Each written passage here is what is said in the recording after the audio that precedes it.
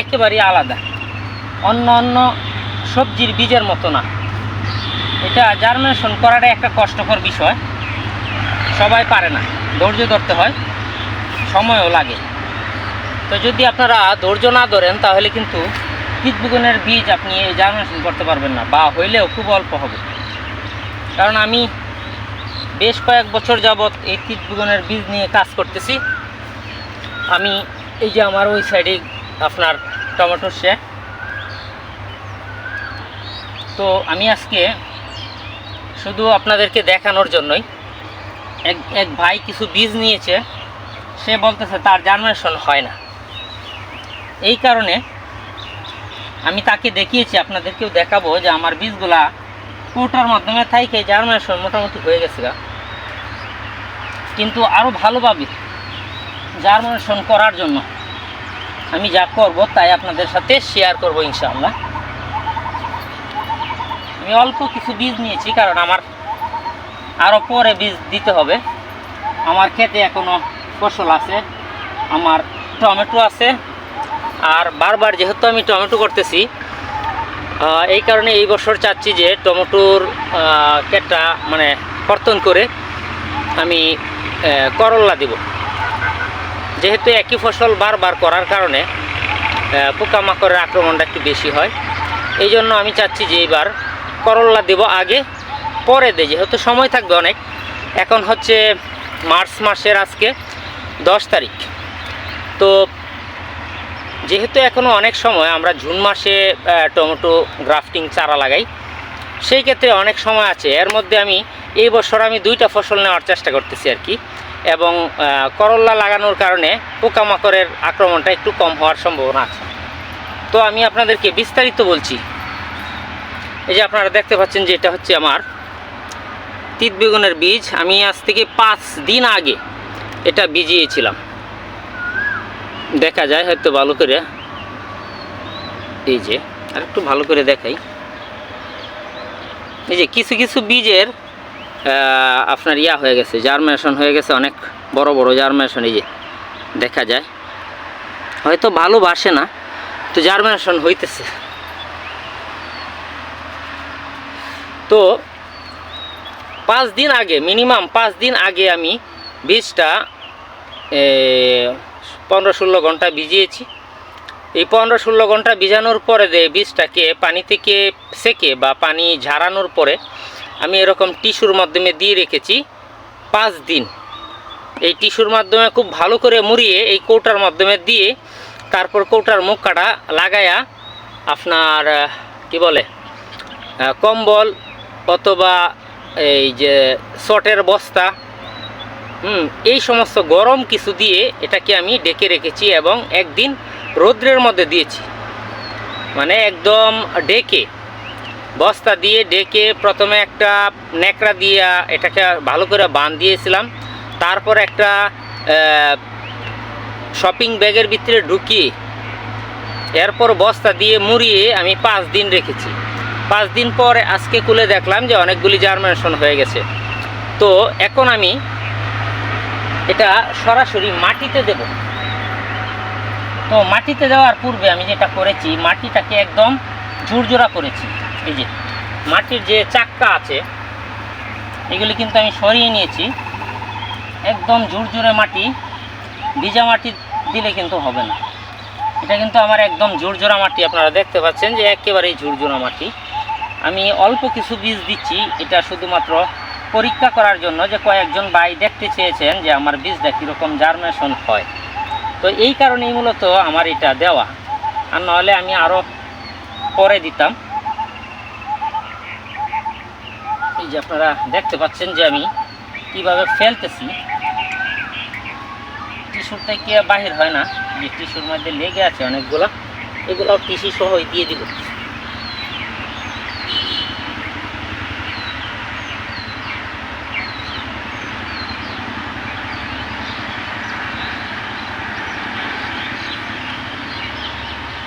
আমি আবার আপনাদেরকে দেখাবো যে আমার এই বীজটা কতটুকু জার্মিনেশন হচ্ছে।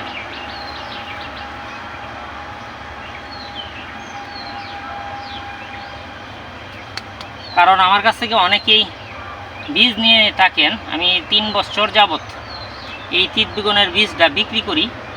হ্যাঁ, একদম ভালো মানের বীজ মানুষকে দেওয়ার চেষ্টা করি, কারণ আমি যেহেতু ঠকেছি তাই মানুষকে ঠকানোর হাত থেকে বাঁচানোর জন্যই আমি খুব স্বল্প মূল্যে এই বীজটা বিক্রি করে থাকি। দেখেন, আমি এখন কিন্তু এর মধ্যে আর হাত দেব না। আমি এর মধ্যে হাত না দিয়ে এই যে সাইডে আমি কিছু মাটি রেখে দিয়েছি, এই মাটিটা একদম ঝুরঝুরা যে মাটিটা আমি এটা উপরে দিয়ে দেব একেবারে সমান করে, কোথাও যাতে বেশি কম না হয়।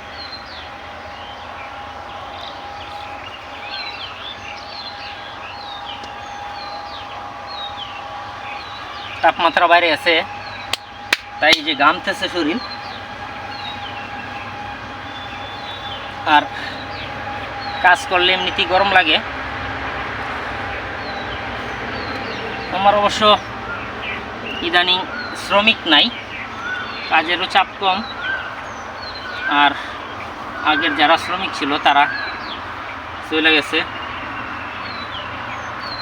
কারণ ইট বাটার কাজ চলতেছে, তো ইট বাটার কাজটা একটু সহজ, কম সময়ের মধ্যে হয়ে যায়। আর আমাদের কৃষিকাজটা একটু কঠিন, মনে হয় দীর্ঘ সময় করতে হয়, এই কারণে অনেকের ভালো লাগে না। তো আমাদের কৃষকদের একটু সমস্যা সামনে, আসলে আমরা শ্রমিক পাবো কিনা আল্লাহ ভালো জানে।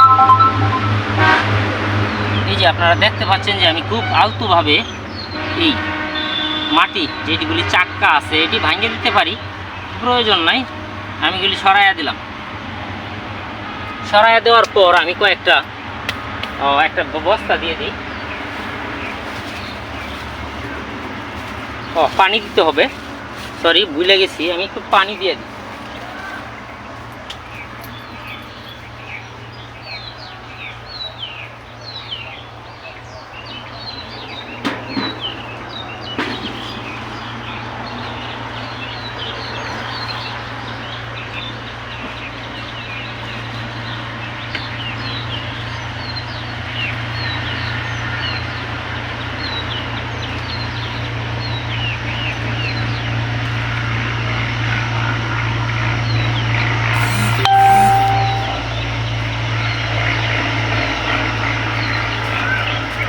আমরা এইভাবে ঝাড় দিয়ে পানি দেব। হ্যাঁ, যদি অন্য কিছু দিয়ে আপনি পানি দেন তাহলে এই গর্ত হয়ে যাওয়ার সম্ভাবনা আছে। এই কারণে আপনি অবশ্যই এইভাবে ঝাড় দিয়ে পানি দিবেন। আপনাকে যে ফর্মুলাটা আমি শেখাচ্ছি এটাই হচ্ছে উত্তম। এছাড়া আরও অনেকেই অনেকভাবে হয়তো জার্মিনেশন করতে পারে, যে আমরা দেখতে পাচ্ছি কিছু কিছু বীজ উপরে বাসতেছে, কিছু বীজ উপরে অলরেডি বাইসে গেছে, তার মানে আমার মাটি দেওয়াটা কম হয়ে গেছে। আমি আরও কিছু মাটি এখানে দিয়ে দেব। এমনভাবে মাটি দিব যাতে বীজটা একদম বেশি ডাইকা না যায় এবং এই একদম নিচেও না পড়ে যায়। মোটামুটি শুধু হালকাভাবে যাতে ঢাকা থাকে আর কি, এমনভাবে আমি মাটিগুলা দিচ্ছি।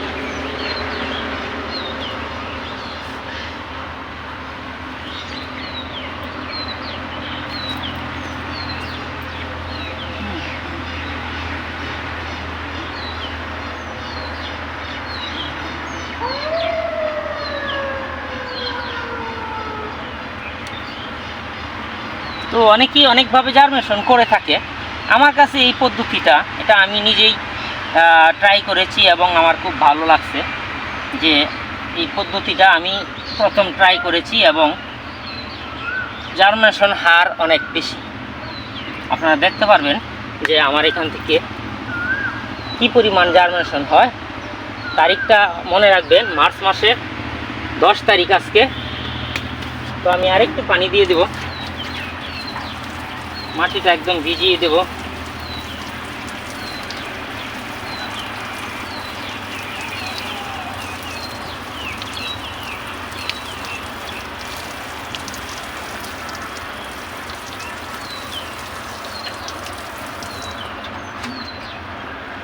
এরপর আমি এরকম বস্তা দিয়ে ঢেকে দেব,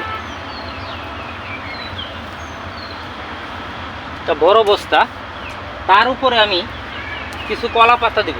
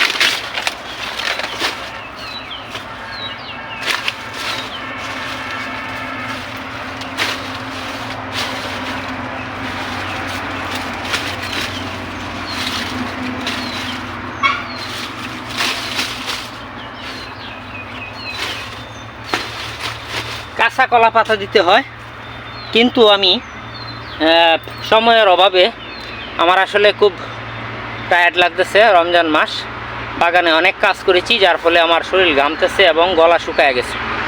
এই কারণে আমার পুরাতন কিছু